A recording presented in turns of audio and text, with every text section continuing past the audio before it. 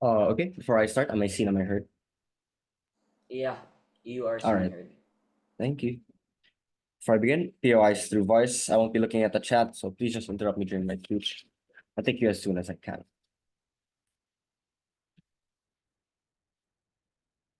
Starting in three, two, one. Before any arguments, let's first clarify our policy. One, on what offering and supporting local rebel groups would look like. One, it looks like offering aid. Aid such as offering food, medicine, and clothing. It looks like offering medics as well.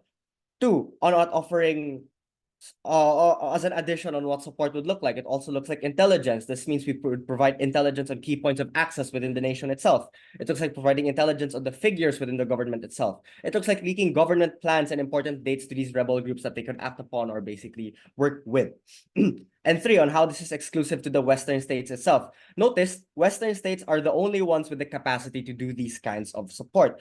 Considering how the West also has control over the UN, they can provide they can provide medical help there. And considering how the West also has access to intelligence networks, such as MI6, CIA, so on and so forth, they can also provide intelligence through those means as well. And four, on why it's very likely that these will be implemented well, unlike opposition for military invention.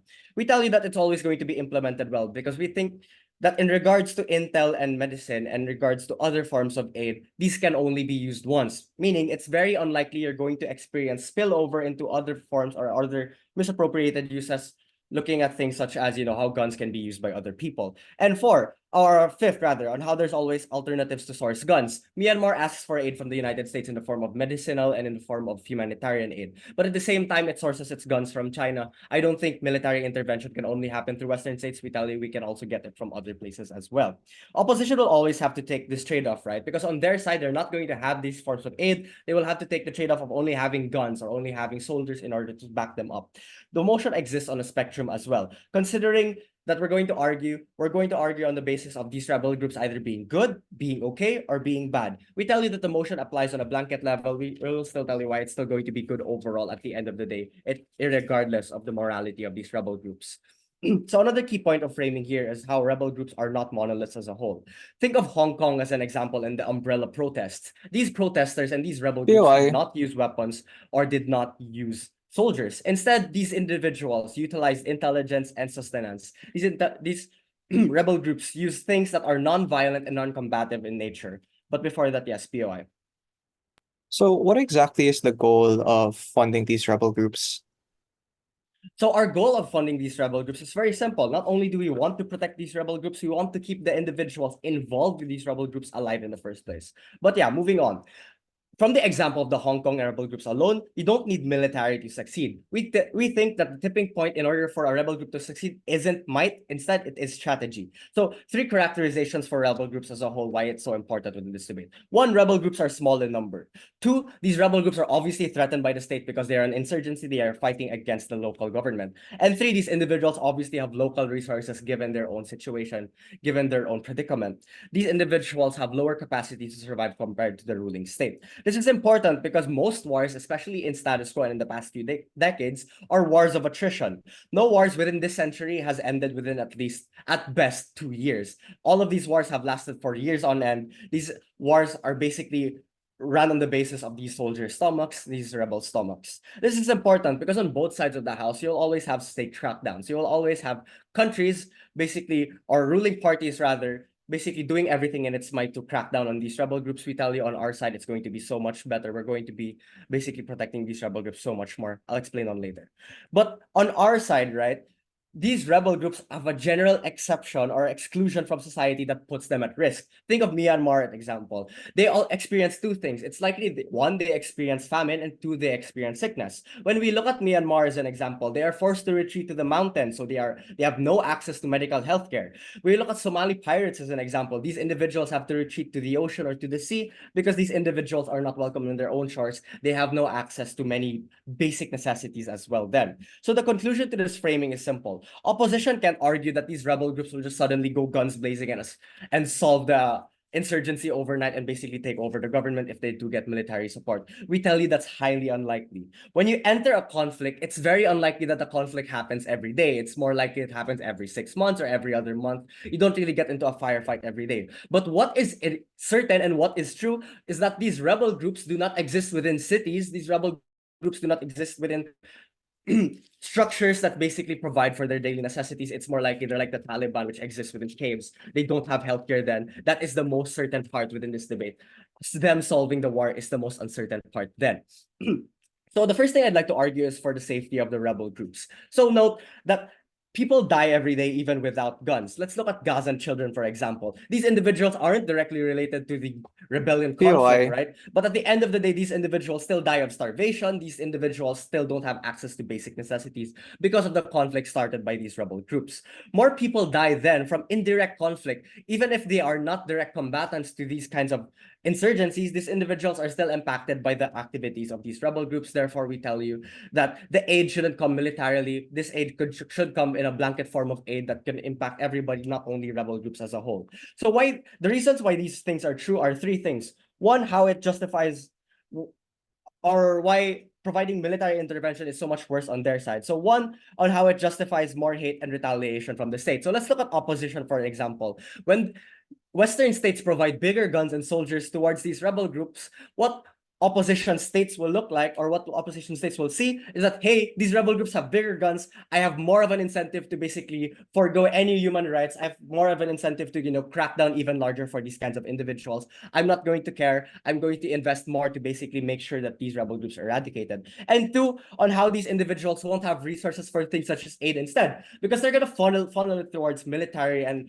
rebellion insurgencies, right? These individuals are going to basically not have priorities towards their own civilians. And three, how these individuals won't have intelligence as a whole. These people are going to have to trade off having military resources in order to have, are going to have to trade off rather aid and intelligence in order to have, support in the form of guns and so on and so forth. They're not going to be able to have intelligence at the end of the day. So our solution is simple, right? One, on how aid and intel will expose you less. Consider how these things are non-aggressive and non-combative. So when these state governments will see these rebel groups, they're less averse, they're less likely going to crack down on them as hard because these individuals are less violent. And two, how we provide more safety to these individuals. Because we give them more avenues to hide from the state and allow them to, feed their families and themselves, we basically make sure that these individuals can sustain themselves, these individuals can survive. For all these reasons, I'm more so proud to propose. All right, we thank the Prime Minister. Moving on to the Leader of Opposition. All right, hi. Give me a moment to get my recorder.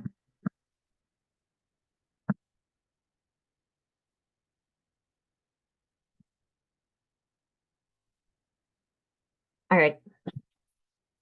I'll start in 3, 2, 1.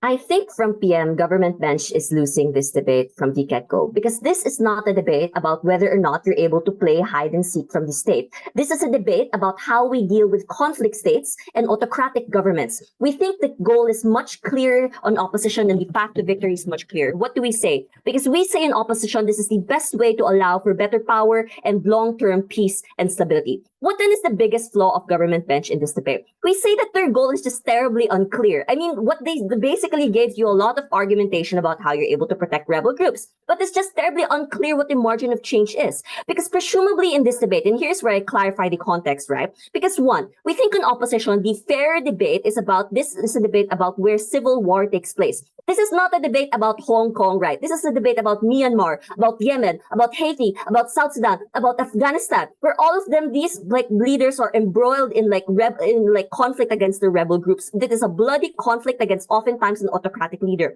The goal then of the Western state within these states are to make sure that they're not wasting resources to keep people alive, because they obviously have an incentive to continue to fund them. Given that the goal of this debate is about reinstating peace and stability, I'm going to prove why we opposition just broadly gets this, and the rest of the responses integrate them. The first thing I'm going to talk about is why is government terribly ineffective at getting peace and stability? And we say there are four reasons why this is true. The first thing is the massive extent of control, right? Because when you hand over money and funding, there's not really a guarantee from the Western states on whether or not these rebel groups will use them strategically. So we think it is a plain assertion from government to say that they will use these resources strategically because these Western states can't really control them. But second, let's talk about capacity. We just want to point out that these are rebel groups. They are paramilitary groups. One, they do not have the formal organization in the same way. When you take a look at how the Taliban operates, it is a very disorganized, disjointed approach as compared to the way that the US military complex with generals and lots of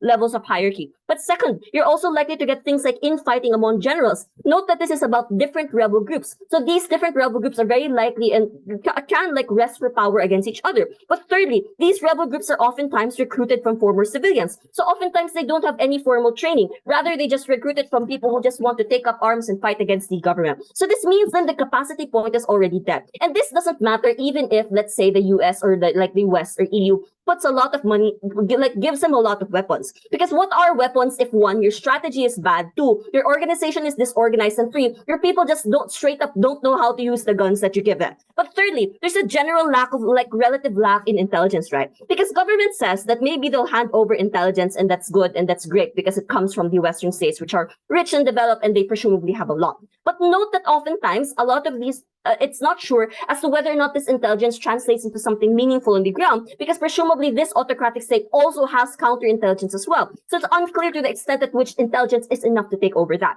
But finally, these rebel groups are terribly desperate, which means that they're less likely to have things like accountability mechanisms. They don't care if they're going to behead civilians or behead soldiers of the autocratic state in a very bloody manner, oftentimes because they're not accountable to the rest of the world, and all of their goals are to try to take over this particular state. All of this means that government is just terribly ineffective at getting peace and stability. So if their case is about being able to protect people on the ground, it is generally unclear, because this debate isn't about, let's say, the capacity or the number of guns that you hand over to these rebel groups, but rather about whether or not they can use the strategy and intelligence well. They just cannot. Why are we better and why are we more effective when we resort to direct military intervention?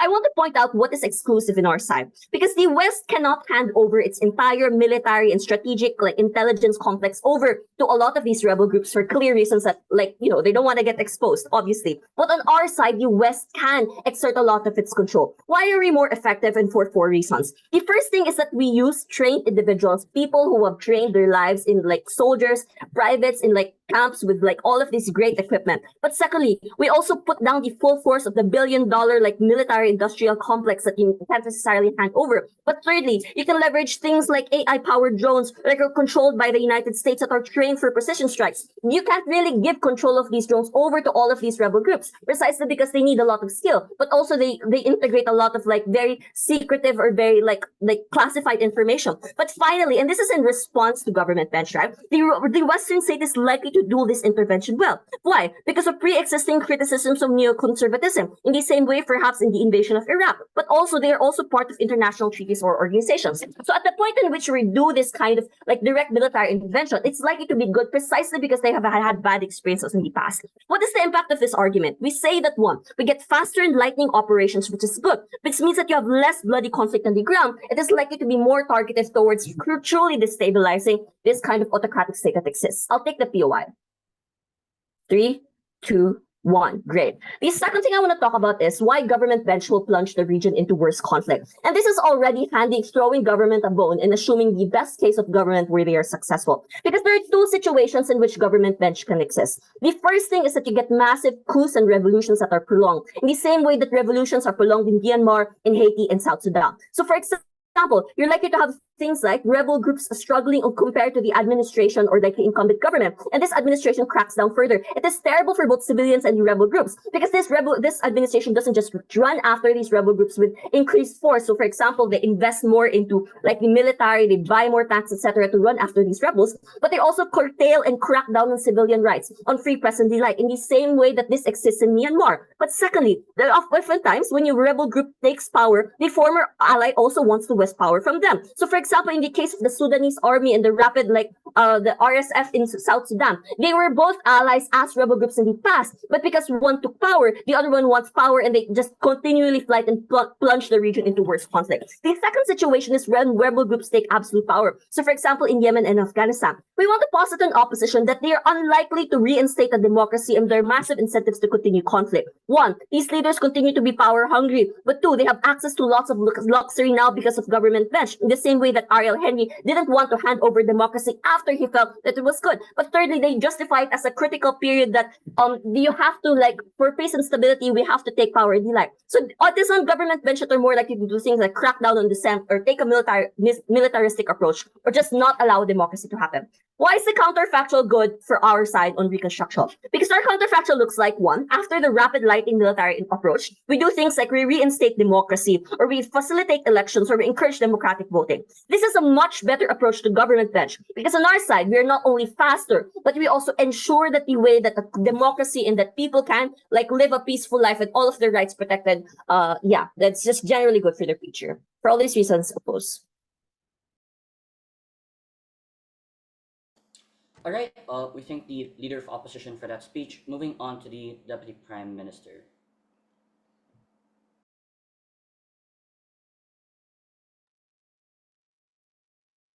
Hi. Audible and visible. Yes.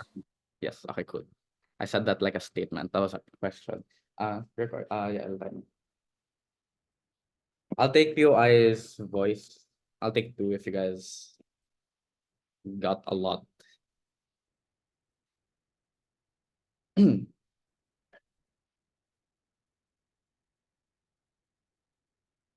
I'll start.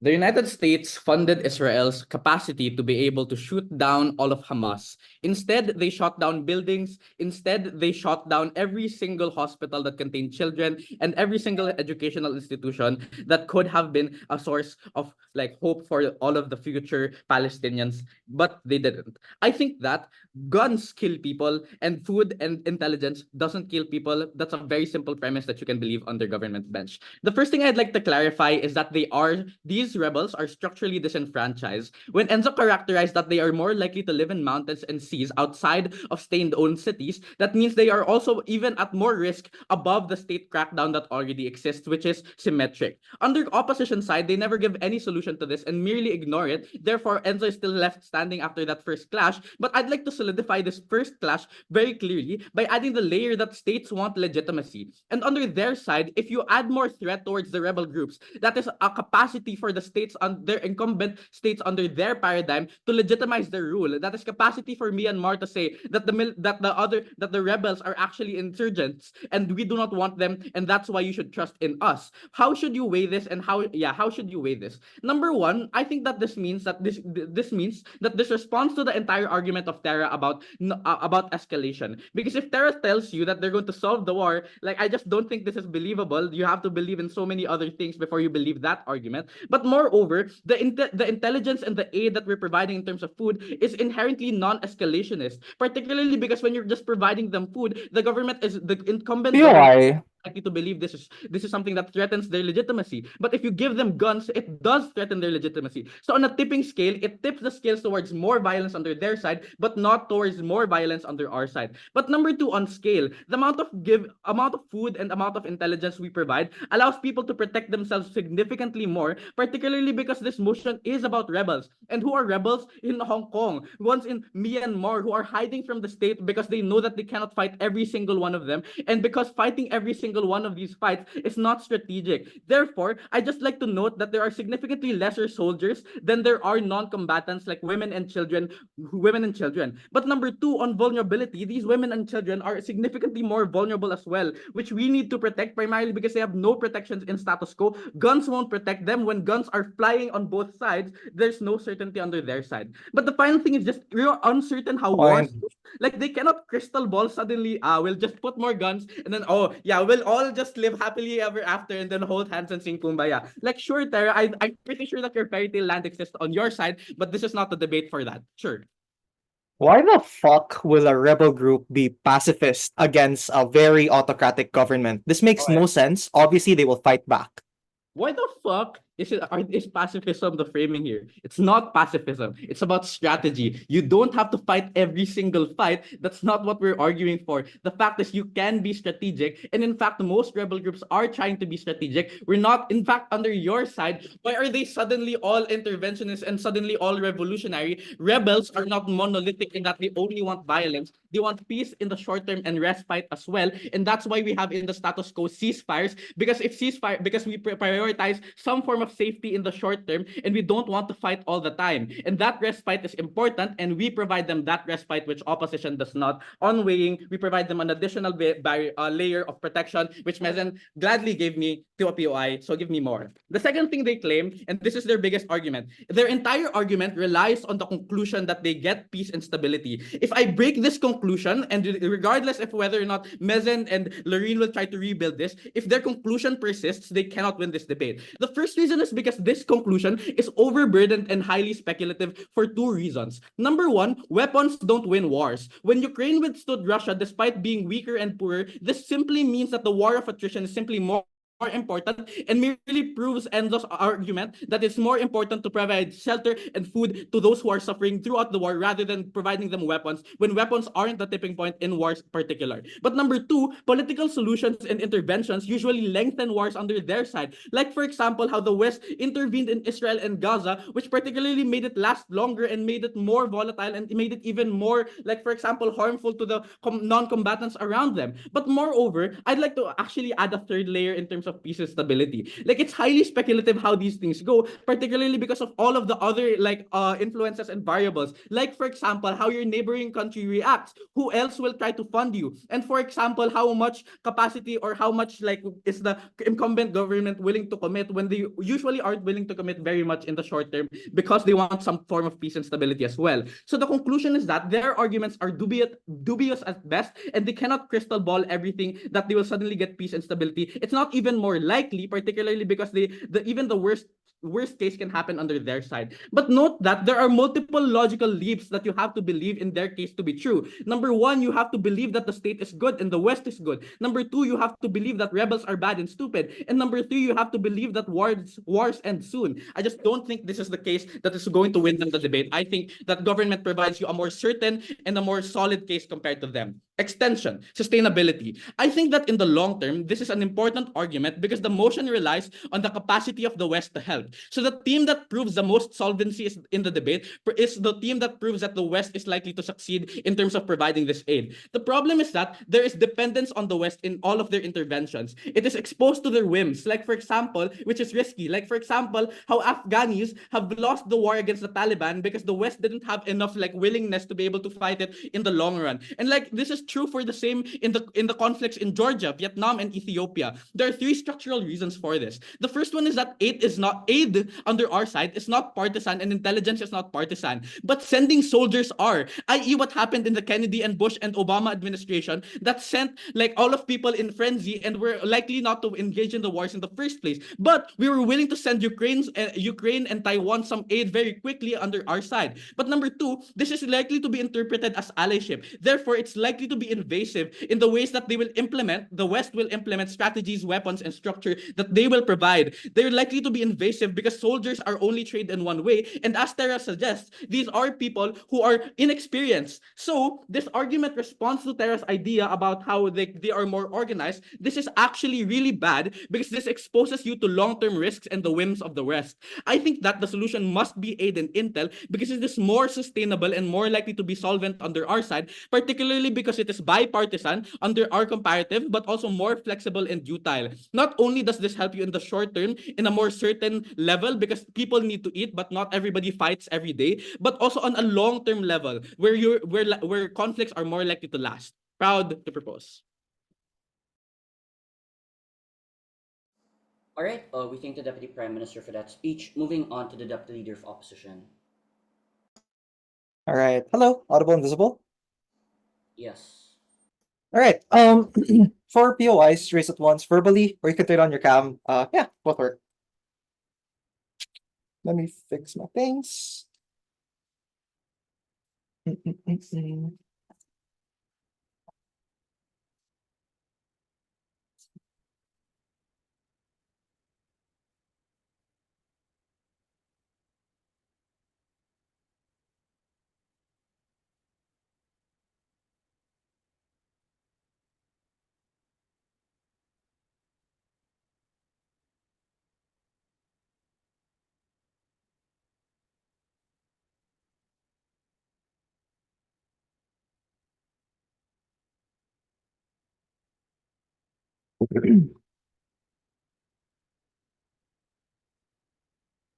All right, I'll be starting my speech in 3, 2, 1, go.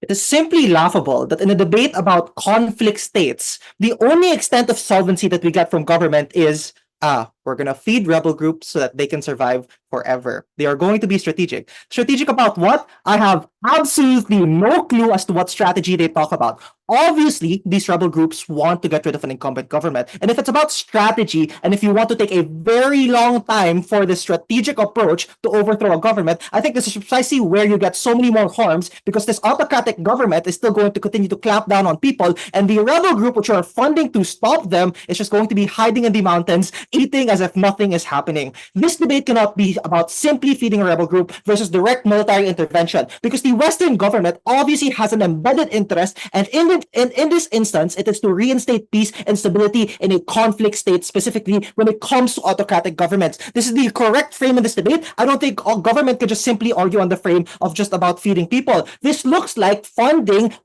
these groups with weapons. It looks like funding Mujahideen fighters back in the 1990s to fight back against the Afghan and the Iran state. They had to prove why these things were effective to the extent of overthrowing an autocratic government, but also secondarily why this is preferable to direct military intervention. They say that it is bad on our side because we are escalating conflict. On either side, conflict is likely to exist because rebel groups exist to stand in counter proposition to the government in the first place, which means that they can't just say that these rebel groups will hide. They have to prove interest as to why this is likely to be true. They hide from the state because they want to fight back against them, not necessarily just because they want to live in these mountains forever. This is the nuance of a rebel group in the first place. The next thing is the West just simply does not want to fund these people just to keep them alive for some weird reason. Obviously, they do not want to feed these people forever. This is extremely unsustainable. There is an end goal out of this, which is to reinstate democracy and to maybe reinstate a functioning state so that they don't have to constantly feed these people forever. There's just simply no interest for the US state to constantly feed people forever. But even if this is about keeping rebel groups alive, why is it comparatively better on our side? If you want to keep these people alive so badly, then the US can fight their battles for them. US soldiers can be the one to go to these states and fight their battles for them. These people can stay back in the mountains and fucking hide if that's what they want in the first place. And this is where you are certain to be, and this is where you are certain to be far safer, because now there is a force that stands against the autocratic government, but also these rebel groups aren't actively involved. So even if that's the fucking debate, we still win it. The first thing I want to prove to you then is that why these rebel groups are likely to be bad and why are these rebel groups are likely to be bad in the first place? The first thing is that they exist in opposition to the state. They look like paramilitary groups like the Kurds, who are very violent and engaged in terrorist activities. They look like the Houthis. They look like the Taliban, who exist to necessarily fight against the state in the first place. Secondarily, there's absolutely no accountability when it comes to these people, which means that we are unsure as to how they're going to use the weapons. We are unsure as to how they're going to use the aid in the first place, which means that you have to assume that these people are completely power hungry and that the Western governments have absolutely no capacity to control these people to the extent that they are only feeding them money and capacity in the first place. Third, they act with impunity when they are able to get power, and this is assuming their best case that they're able to fight back against an autocratic government, which first I want to note, they don't even prove solvency to that extent. In the extent that they're able to completely overthrow the autocratic government, they're likely to act with impunity, and this is the absolute worst case, because when you get rid of an autocratic power, you reinstate another autocratic power by virtue of these rebel groups who are now likely to be impune in the first place. And the reason this is true is because they are power hungry, they're going to fill the power vacuum, and they're likely to enslave these people and harm them. Because the point at which they're able to get control of the state is the point at which they get so many resources and they feel control, which is precisely where all of the harms manifest on their side, versus our comparative, where you get a direct military intervention, which is highly effective because of the level of capacity of the Western governments, which all of these conflict states just simply do not have the capacity to contest. But secondarily, because we can reinstate democracy, and the point at which you're able to reinstate democracy, you have an accountable government, which is far better than the comparative of rebel groups running your country. What's your POI? Characterizing that rebels are bad contradicts your case, because if you want autonomy, you at the same time you also want a more Western war because you want democracy. Like, you have to choose one or the other. You can't have both. That POI makes no sense, so I won't engage with it.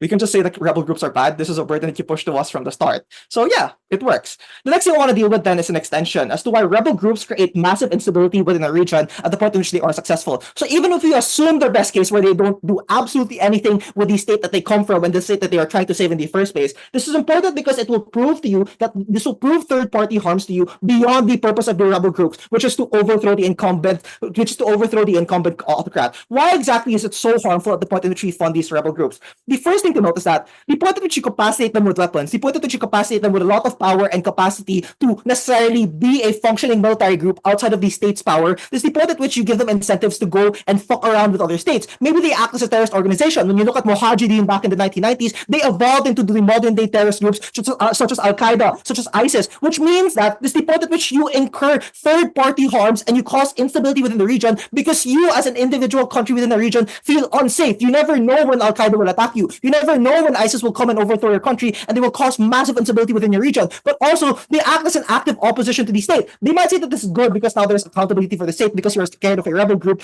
but this is precisely bad because we do not know the interests of these rebel groups in the first place. We do not know if these interests are likely to be good. They assume that these rebels are likely to be good to the extent that they stand in opposition to the state, but I also want to extend the extent of questioning why exactly are rebel groups better than the incumbent state to the extent that they want to function better, but also to the extent that they're going to be treating these governments better.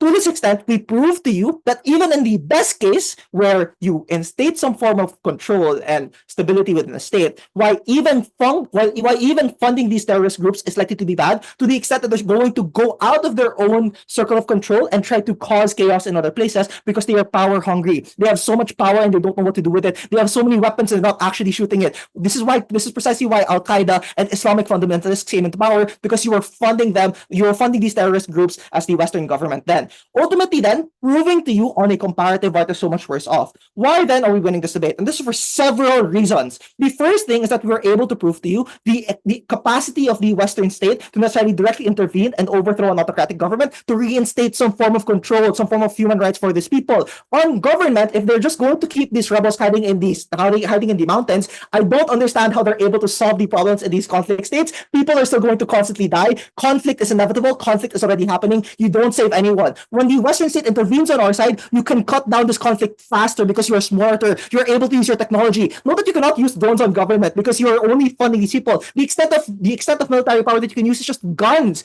Comparatively on our side, we are certain that we can get this power back. Secondarily, we are able to reinstate a government. We are likely to reinstate a liberal democracy, which can then allow the state to function because now the government is accountable to the people. Versus on their comparative, where it is a rebel group running the country and is likely to enslave the people, such as what happened in Afghanistan and the Taliban. They go on, rape people in the streets, and it's just a far worse off comparative than our side. For all of these reasons, oppose.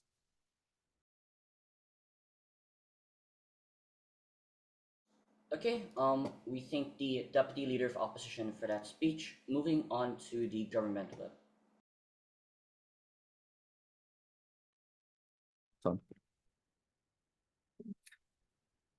Audible, visible? Yes, the both. Okay. Starting my speech.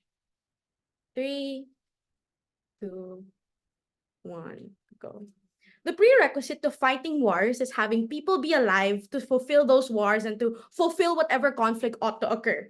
Couple of things I want to talk about. First, if Mezen actually listened to Papat and Dendu's lectures, then he would have understood that this is not the question of the debate. The question of the debate is not if rebels are good or bad, but it is what type of help that we ought to extend to them. Two, if Mezen also listened to the lectures that Dendu and Papat gave, then he would understand that this is a this house ask, not a this house would. We aren't asking as a Western state, but we're acting as individuals who are looking at from objectively looking at the situation and trying to understand what is the best form of help that we can provide to these rebel groups in the first place. So the discussion about how rebels ought to be bad, and these are extraneous rebuttals, is that one, this is worse on their side. If the discussion is we're going to give them military aid in the form of guns and soldiers, but the very fact that we're handing these quote unquote bad rebels guns in the first place is inherently harmful because it means that they have more ability to harm other people. They have more ability to rape other people in the way that they're saying, or kill other people. If we're talking about the margins and these people being bad, it's worse off in their frame because of the very fact that they probably have these resources to be able to kill them anyways. But two, really quickly,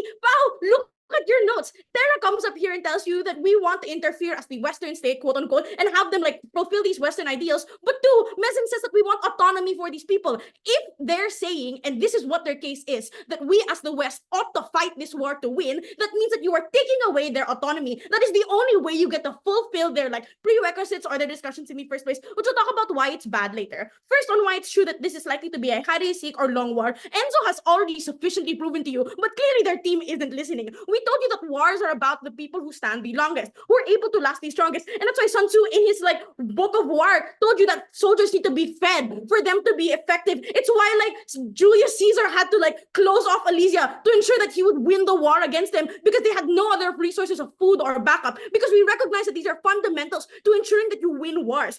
Two, war is about lasting out. It's a long game, and that's why they have bases left up in tuition fund. That's why there's so much money put into ensuring that we are feeding these soldiers in the first place. But this is also why it's important, because it's the ability for you to retreat, to recuperate, and to recruit people continuously. Evidently, we will not win this war, and there's no certainty that they're going to win this war just because they have more soldiers. On our side, it is certain that they are fed, but it is also certain that they have a place that they can stay in to recuperate and re-strategize in comparison to their side. It is true that you are hiding because you cannot always defend yourself. And this is something that Haduca and Enzo extensively told you, that intelligence in food is important to sustain these people anyways. But two, why only the food? Why only the West for food and intel? I think guns, evidently, and this is something Enzo also already proved to you and goes unresponded to, guns is something that anybody can give. They can buy it if they have the right resources. They can buy it if they are able to be fed enough and they're ensuring that other people are protected. But two, on this discussion of capacity, and how these people probably won't be able to use these guns anyway,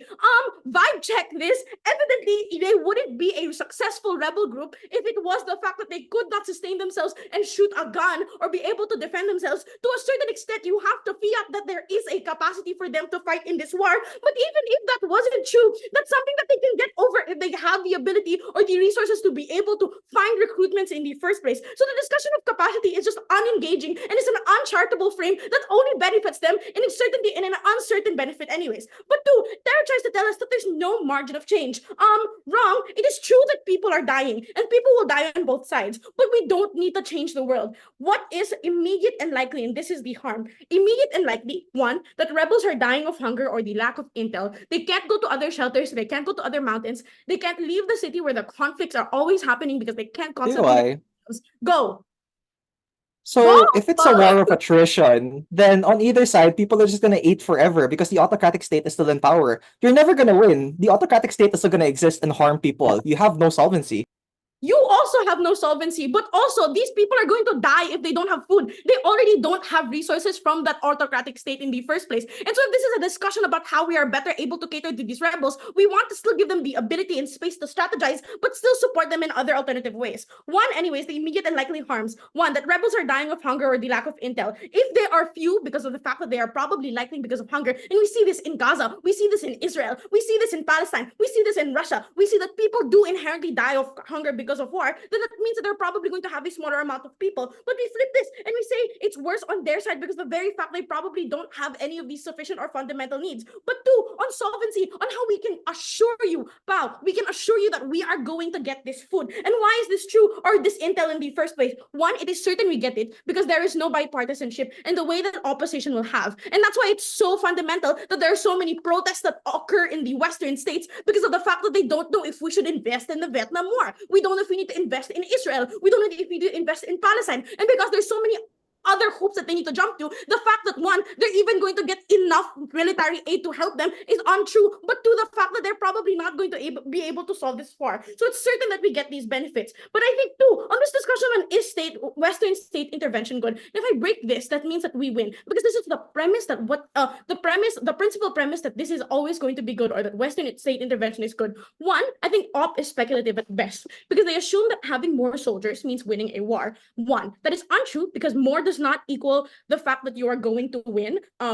So if they pull out, it's probably more worse on their side, because if you have like 50,000 soldiers on like with rebel groups, and then you have 50,000 soldiers, for example, in the autocratic state, and suddenly 30,000 of these American soldiers pull out, then the margin of difference is so much bigger if they are pulled out. But two, it's likely that they are unreliable insofar as they can probably pull out. And if this is something that is not investing them in long term, then it means that they are unreliable and they're probably going to pull out. But three, I think it's likely to hurt the civilians. If their discussion of rebels is inherently harmful and they're inherently bad, then it's worse off on their side. But I think even in their best case, the benefit of democracy isn't certain. And Terra tries to assert this to you and say that we're going to get elections and we're going to get democracy. I think this is inherently harmful and principally unjust, because the reason we're funding them is we want to give them the autonomy, we want to give them the ability to decide for themselves what is inherently good for the state. If we are giving them military aid and then we are going up to their government and saying that we ought to be democratic, we ought to have these elections, we're going to not care about your state interests because we think that you are stupid and violent and harmful and mean, then that is only something that harms them insofar as you are taking away their ability or the reason that they are fighting for the war in the first place. What they want is just for them to colonize. They want the Western world to colonize these states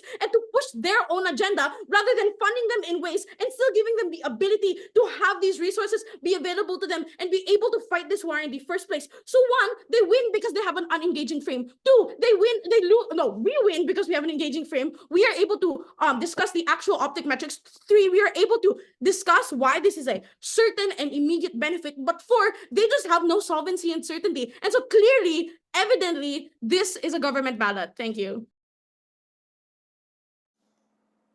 Okay, we thank the government rep for that speech. Moving on to the opposition rep. Hi, am I audible? Yes, you are audible. Okay, thank you. I'll just get my timer POIs through voice.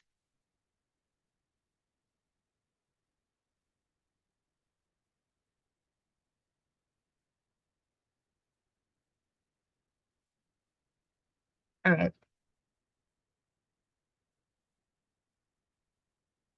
Starting my speech in 3, 2, 1, go.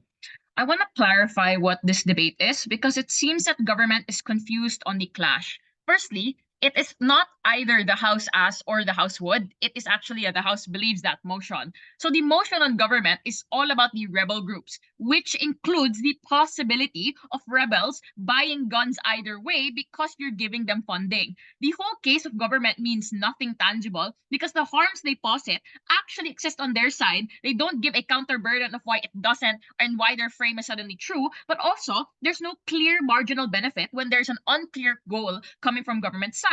The motion on opposition is about direct intervention of the Western state. Maybe it can include giving weapons to rebel groups, but the more important part of our counterfactual is the fact that you are having more control in how you are able to intervene. You are not merely giving funding. You are not merely just giving intelligence. It's about where we can decide, like injecting your own military and state within the conflict. That's why the comparative is, yes, you will be violent, but likely you have more control, you have more capacity, and you have more accountability, which means there's more certainty towards your goal. The contention in this debate should have been, are rebel groups or Western states the better actors to combat the autocratic regime? But for some reason, government made it about medics versus weapons. This is clearly not the debate. If you want to truly judge this on the spirit of the motion, you have to believe the frame that comes from opposition. Two issues in my speech. Firstly, why do Western states do this in the first place? And this is important because we have to actually analyze what exactly are the impacts we want to be able to be more certain of. But two, where are we able to fulfill those impacts and therefore the activity of either policy? Firstly, on what exactly Western states want. Because yes, while this is a value judgment debate because this House believes that, we have to know what exactly these Western states are in terms of incentives so we know why exactly they're doing these policies. We don't think that Western states want to use the resources to just waste them. So it's not merely for the survival of just some people. The West obviously has incentives when doing these things. So that means that it's likely because they support the idea of overthrowing an oppressive regime, or at the very least have a likelihood to transition into something more democratic. Because the debate is which strategy do we address these conflict states better? So that means that our goal is where do we get that better likelihood of stability Where do we get that likelihood of some semblance of peace? And because because opposition is the only team that was able to ascertain where that is better off, and that's where we have more capacity to overthrow the government and to make sure that they can transition to a healthier government. That's only when we are more certain of our goal. Government doesn't give you any of that analysis under their side. So that means that if that is the ultimate thing that we are trying to strive towards, where do we get that better? And this is going on to the effectivity issue. Government side, assuming their case is as is how they built it, which is taking them at their best, means that, oh, you have the ability to feed them, you have the ability to heal the rebels because we give them medics. We don't understand why government just wants an international feeding program, because at the point at which we question what then after you fed these people, we don't know the certainty of them stopping the war, the tipping point to succeed in that rebellion. It's implied that they'd suddenly be less violent because Duca tries to argue about less legitimacy at the point at which you are escalationist. But all of these arguments mean absolutely nothing when they're probably just going to repeat the cycle of coups and rebellion when they don't talk about what the end goal of that feeding program is. So at the point at which, yes, they're kept alive, but what then? The oppressive government is still in power. The autocratic regime is still likely to kill and crack down on these local rebel groups. This is exactly the argument that comes from Terra when she told you about the cycle of coups that you're likely to enable at the point at which you are just funding and giving intelligence, but giving no certainty or no likelihood why that oppression will suddenly stop. So that means that on opposition side, we can co-opt all of the things that comes from government, because obviously if food is so important, there's a lot of other alternatives that can exist. Like obviously the UN can still like have help in or aid in terms of feeding programs. Western soldiers can also distribute army food packs to local children. Local NGOs and soup kitchens also exist on our side. So it's really crazy to them to just have this assertive case that feeding programs are the only thing that's important in the debate. Therefore, a lot of the material that comes from their side is already minimized to the extent that their marginal benefit doesn't exist, but also they don't have any relevance in actually proving why they get a goal at the end of the day. What did opposition say, and what are the material that still stands after all the constructive speakers? Firstly, when we talked about why direct intervention means a lot more capacity to be able to make sure these civilians survive in the long term because they have the agency to create their own government, therefore. Because when you are directly intervening as a state, that means that you have the capacity to send in trained and actual like better technology in order for you to have a better chance in going against these oppressive regimes. You have more control because obviously you cannot guarantee or crystal ball what local rebel groups will do at the point at which you just give them money or give them intelligence. Obviously, they will still have their own incentives. They will still have their own goals at the end of the day. At the very least, on our side, when the Western state is the one intervening, you have more ability to strategize. So if the idea of strategy is so important in government side, you actually get it better on opposition. But also, we have more ability to be able to like have accountability measures because obviously the Western state is a global superpower. You are going to have a lot of eyes on you, a lot of international pressure. In general, you have better ability to do this well. Any POIs? Yeah, sorry. Opposition misreps the entire case from government. It's not just food, it's defense, it's strategies, it's all of these intel that you can have. But also, the alternative you provide, like the UN, is Western support. That's literally our case. I mean, one, if that's the policy that you wanted to give, you should have been clear what the strategy is. You cannot just say that, oh, because you feed them, these local groups can suddenly strategize better. There is no link towards that. It's a logical leap. But also, food has been the majority of your case in terms of like your actual argumentation. But secondly, like, yes, the UN is symmetric because they're literally not just the Western states funding them. Like, there still exists on our side at the point at which intervention happens. It's unclear why it's exclusive on your side. Lastly, therefore, why do we exactly make sure that these rebel groups are also protected on our side if that's the like battle cry that government wants to give off?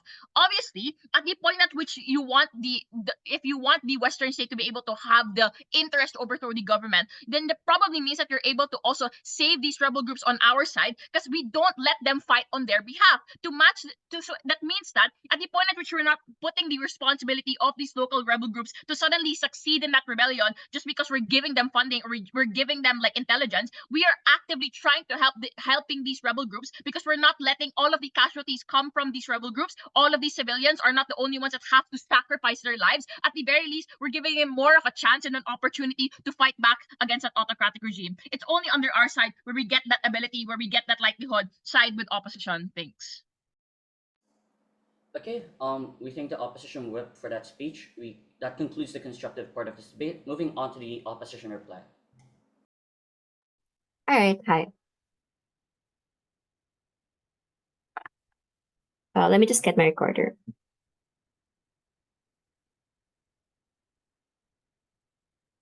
Okay, I'll start in 3, 2, 1.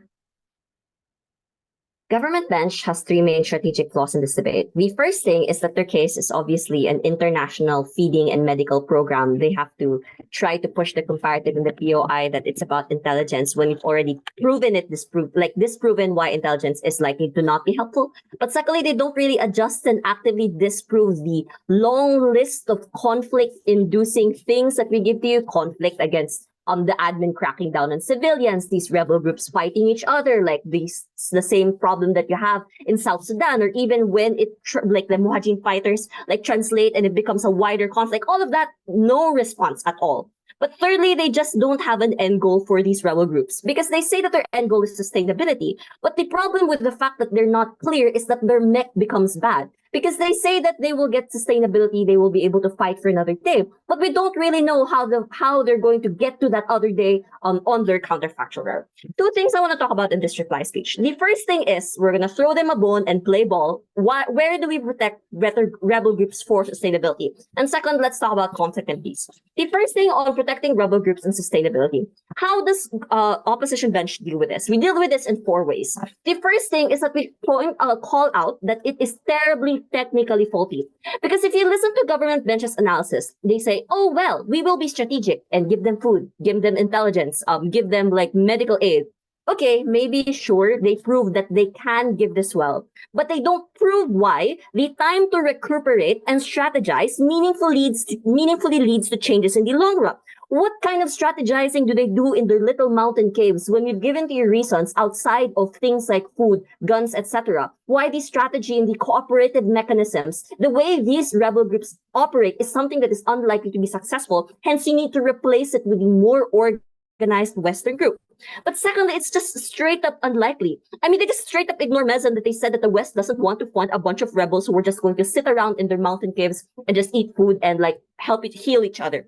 But thirdly, it is not as important because there's so many alternatives to governments like case and feeding program. This is what Lauren says, right? When you have things like United Nations Help, NGOs or soup kitchens and Red Cross, or Western soldiers distributing army food packs to local children. The problem with government ventures, they can't try to co-opt this because this also exists on our side. So this means that if it is something that is mutually inexclusive, we posit that like they aren't really able to get the full scale of their benefits because we are able to claim the fact that we're able to feed these rebel soldiers and fighters too.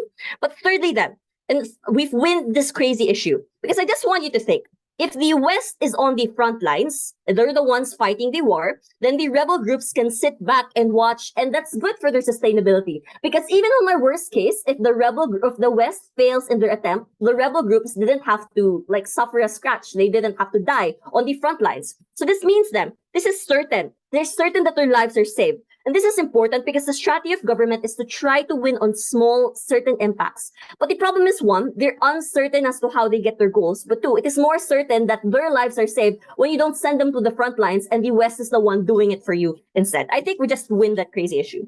The second thing is let's talk about conflict and peace. Because government says that we cause conflict because, hey, the West intervened in Gaza and that's some. They also say that we don't get democracy because agency and the like. The question of this debate is, we want to point out that inevitably both sides will cause conflict. The question is, where is the extent of conflict far greater? And that's the side to lose.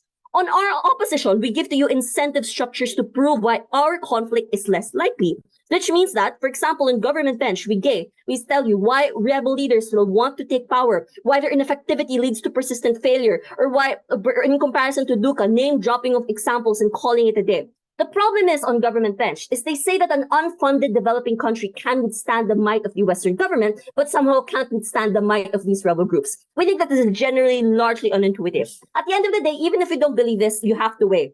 Our side, even if we get prolonged conflict with that Western army in that particular state, that is fine and that's much more bearable in comparison to the large regional conflict, the large-scale irreversibility that you have when these rebel groups continue to fight each other on government bench and for all these reasons, oppose. Okay, we think the opposition reply for that speech to conclude the debate. Gov reply. Okay, can we just leave the speech there? Audible and visible. Yes. Cool.